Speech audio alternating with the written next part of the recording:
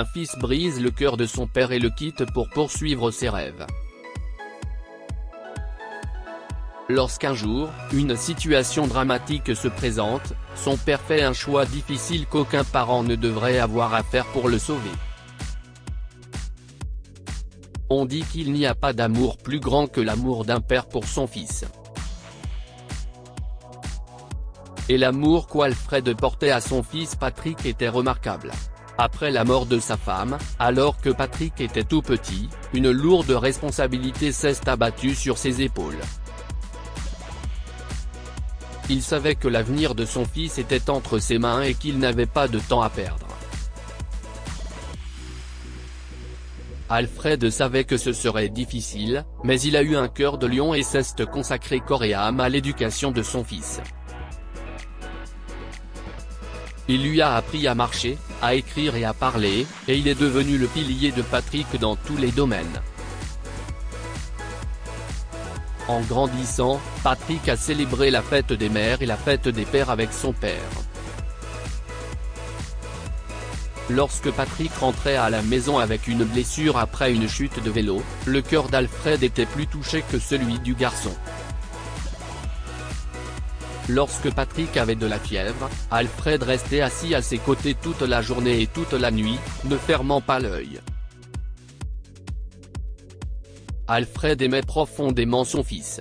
Chaque seconde, son cœur ne battait que pour lui, et le pauvre Alfred n'était pas préparé au jour où son fils bien-aimé allait lui briser le cœur et l'abandonner comme s'il n'était rien.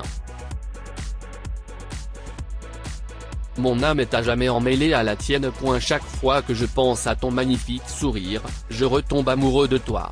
Joyeux anniversaire, chérie, dit Alfred, 50 ans, en serrant contre son cœur la photo encadrée de sa défunte femme Emma en lui souhaitant en larmes un joyeux anniversaire de mariage.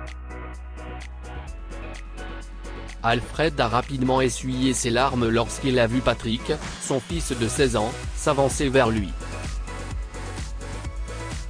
Il pensait que le garçon était venu le consoler, mais à sa plus grande surprise, Patrick était venu avec l'intention de le quitter et de commencer sa vie de façon indépendante. Mais Pat, tu n'as que 16 ans. Tu es trop jeune pour créer une entreprise, a conseillé Alfred à son fils lorsqu'il lui a parlé de la création d'une entreprise en ville. Tu as encore un long chemin à parcourir. Tu dois encore aller à l'université. Ne prends jamais de décision hâtive que tu regretteras plus tard. Si ta mère était avec nous, elle t'aurait dit la même chose. C'était une femme si sage. Mais Patrick était têtu et ne voulait pas écouter Alfred. Papa, j'ai 16 ans et je sais ce qu'il faut faire. Je ne suis plus un enfant, alors laisse-moi décider de ma vie, d'accord ? Incapable de convaincre son fils de changer Davis, Alfred lui posa un ultimatum. Si tu ne veux pas aller à l'université, tu peux m'aider à gérer mon café. Comme ça, je pourrais t'apprendre plus de choses, mon fils. Mais Patrick était trop aveuglé par ses ambitions pour écouter les paroles de sagesse de son père. L'adolescent a attendu le bon moment pour se libérer de son père. Une semaine après avoir obtenu son diplôme de fin d'études secondaires, 2 ans plus tard, il a fait ses valises et a dit au revoir à son père. Patrick est parti pour la ville et Alfred n'a rien pu faire pour qu'il reste. Rien. Au revoir, papa. Je ne regretterai pas de te quitter, car je sais où je vais. Je reviendrai un jour et tu seras surpris de voir à quel point j'ai changé. À bientôt. Quelques mois passèrent. Alfred essaya de contacter son fils, mais Patrick ne répondait que rarement à ses appels et à ses messages. Il est trop occupé pour penser à son père. Un jour, sans crier gare, Patrick appela Alfred et se vanta de ses nouveaux succès en affaires. Et tu sais quoi, papa, je pars en classe affaires à Miami pour rencontrer un nouvel investisseur. Tu te souviens que tu m'as souvent dit que tu souhaitais voler dans un avion ? Papa, je vis mes rêves maintenant. Je suis un homme d'affaires prospère. Si est-il quand même triste que tu ne puisses que rêver de voler alors que ton fils se fait servir un petit déjeuner et des boissons dans les herbes. Au revoir, papa. Alfred n'était pas content, même s'il priait pour que le nouveau succès de son fils dure toujours. Mais qui savait que les succès dont Patrick se vantait avaient été obtenus au prix d'emprunts considérables contractés auprès de ses amis et de la banque.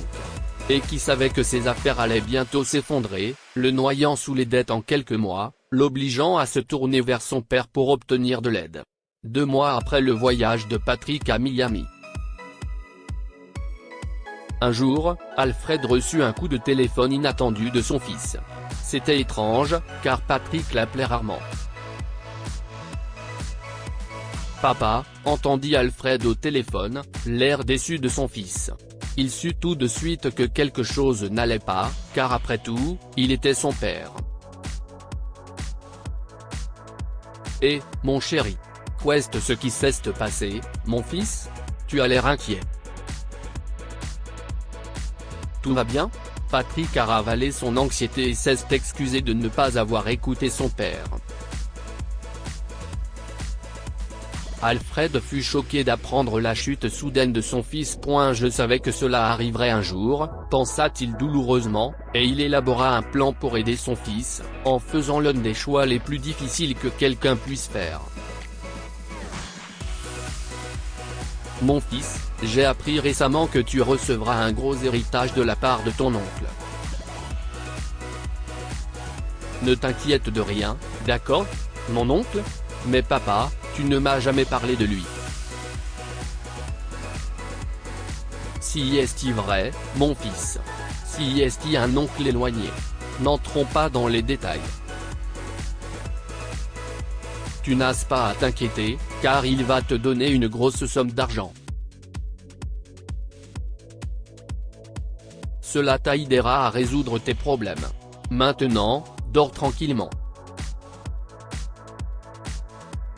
Bonne nuit. Mais il n'y avait ni héritage ni oncle. Alfred avait menti à Patrick pour l'aider. Une semaine plus tard, il a vendu le café Trésor qui lui avait été transmis par son grand-père et a donné l'argent à Patrick pour qu'il rembourse ses dettes. Merci beaucoup, papa. Dis à mon oncle que je le remercie pour cet argent. Je promets de ne plus jamais emprunter d'argent, dit Patrick à Alfred. Il renoua avec le succès, mais ne put le conserver longtemps. Quelques mois plus tard, Patrick était de nouveau endetté et descendait lentement l'échelle du succès. Supposant que son père l'aiderait, Patrick retourna dans sa ville natale. Mais lorsqu'il est arrivé sur le pas de sa porte, une femme inconnue plus âgée a ouvert la porte. Qui est-elle et où est mon père? Patrick fut surpris. Si est-il la maison de mon père? Qui êtes-vous? Qu'est-ce ce que vous faites ici, dans notre maison? Lui demanda-t-il. Je suis désolé, mais si est ma maison maintenant. Votre père ne vit plus ici. Allez-vous-en. La femme a claqué la porte au nez de Patrick, le laissant sans voix et pâle. Un voisin qui l'a rencontré plus tard lui a dit qu'Alfred vivait dans un centre d'accueil pour sans-abri. Pourquoi mon père vit-il là-bas? Il ne m'a jamais rien dit. Oh mon Dieu, qu'est-il arrivé à mon papa? Se demanda Patrick en partant à la rencontre de son père pour le savoir.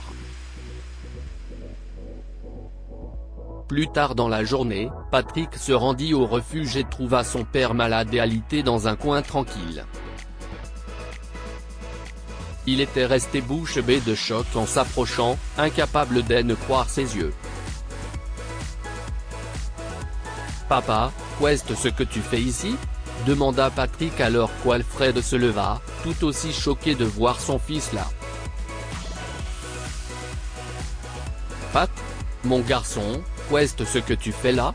Papa, si est à moi de te le demander. Et tu es malade. Pourquoi tu ne me l'as pas dit? Les questions de Patrick se sont heurtées au silence de son père. Dis-moi, papa. Pourquoi tu ne me réponds pas? Si est alors qu'un autre résident est entré et a dit à Patrick la vérité qu'il n'était pas préparé à entendre. Patrick, j'ai dit à ton père de ne pas vendre son café. Mais il n'a jamais écouté. Il a dit que ce n'était pas plus important que toi. Ton père a vendu son entreprise pour payer tes dettes.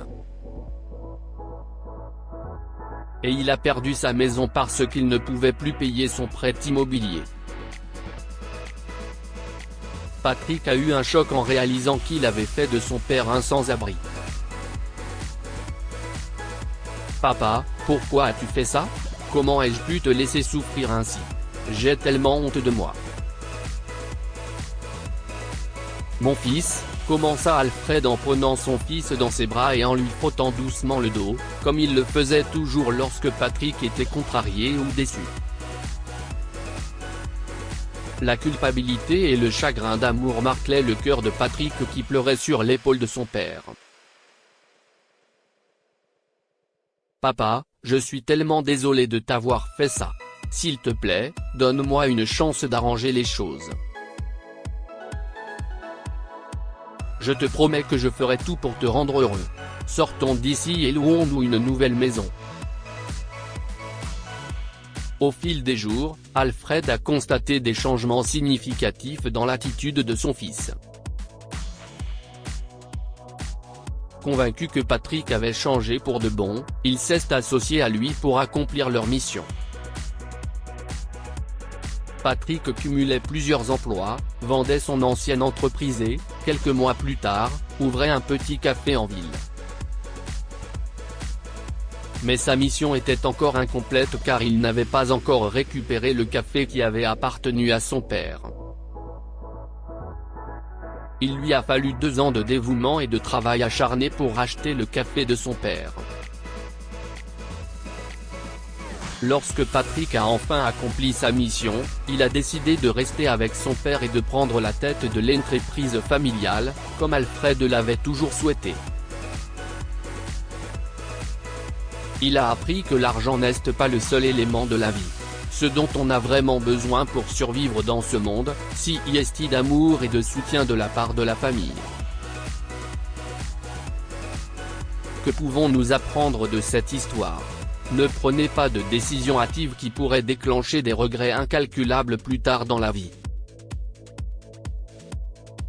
Dans sa course pour devenir un homme d'affaires prospère, Patrick a laissé tomber son père. En fin de compte, il l'a regretté lorsque sa nouvelle entreprise s'est effondrée et l'a conduit à la faillite. Même si le monde entier te traite de perdant et te laisse tomber, ton père te traitera toujours en héros et ne t'abandonnera jamais. Lorsqu'il a fait faillite, tout le monde s'est moqué de Patrick. Mais seul son père s'est rangé de son côté et a sacrifié son entreprise et sa maison pour l'aider à régler ses dettes. Partage cette histoire avec vos amis. Elle pourrait égayer leur journée et les inspirer.